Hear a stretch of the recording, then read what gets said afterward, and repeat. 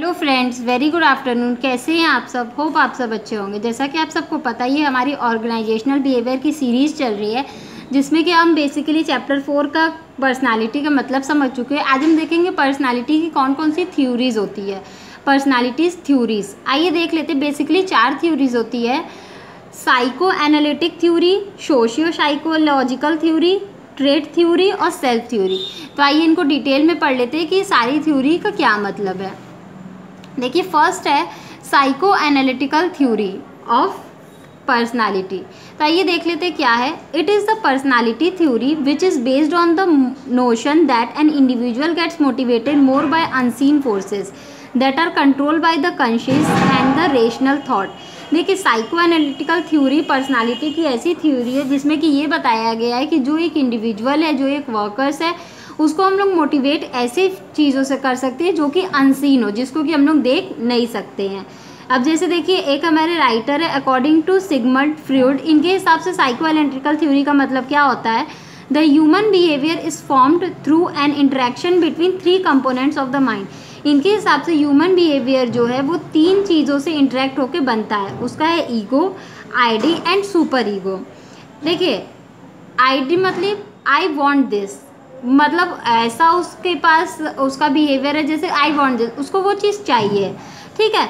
Super ego, this is not the way to get it. Ego means let work on it. ठीक है। ID मतलब I want this, उसको वो चीज़ चाहिए। Ego क्या है? लेट्स वर्क ऑन इट, वो उस पर काम करेगा उस चीज़ को पाने के लिए। सुपर ईगो का मतलब है ये वो तरीका नहीं है जो कि सही है उस चीज़ को पाने के लिए। तो ये बेसिकली 3 फैक्टर होते हैं जो कि साइको एनालिटिकल थ्योरी को क्या करते हैं, साइको एनालिटिकल थ्योरी को मतलब ये समझ सकते हैं वो साइको। तो आइए नेक्स्ट देख लेते हैं सोशियो साइकोलॉजिकल थ्योरी। नेक्स्ट है आपका socio psychological theory. It asserts that individual and society are interlinked. इसका मतलब होता है जो एक इंडिविजुअल होता है, जो एक पर्सन होता है, और सोसाइटी, वो दोनों आपस में इंटरलिंक होते हैं। This means an individual strives to meet the needs of the society and the society helps him to attain his goal. इसका मतलब जो होता है, इंडिविजुअल वर्क करता है वो सोसाइटी की ज़रूरतों को पूरा करने के लिए करता है और सोसाइटी भी उसको गोल को पूरा करने में मदद करती है। Through this interaction the personality of an individual is determined. इसी सब चीज़ों से हमें एक इंडिविजुअल की पर्सनालिटी के बारे में पता चलता है। मतलब इसमें बेसिकली ये बताया गया है कि जो एक पर्सन होता है वो सोसाइटी के लिए काम करता है और सोसाइटी कैसे उसको उसका गोल अचीव करने में मदद करती है। तो देखिए, इसमें 2 चीज़ है, सोशल और साइकोलॉजी। सोशल का मतलब होता है फैमिली, रिलीजन, वेल्थ और सोसाइटी, और प्लस हम अगर उसमें साइकोलॉजी मिलाते हैं, साइकोलॉजी में क्या क्या चीज़ें आती हैं, फीलिंग्स आती हैं, हमारे थॉट्स आते हैं, हमारे एक्शंस आते हैं, हमारे बिलीव्स आते हैं। तो ये दोनों जब चीज़ें मिल के बनती हैं तो हमारा बनता है सोशियो साइकोलॉजी, और इस थ्योरी के बारे में मैं एक्सप्लेन कर चुकी हूँ। नेक्स्ट है हमारा ट्रेट थ्योरी। तो आइए देख लेते हैं trait theory of personality basically क्या है। It asserts that an individual is composed of a set of definite predisposition attributes called as traits. These traits are distinguishable and often long-lasting quality or a characteristics of a person that makes him different from the other.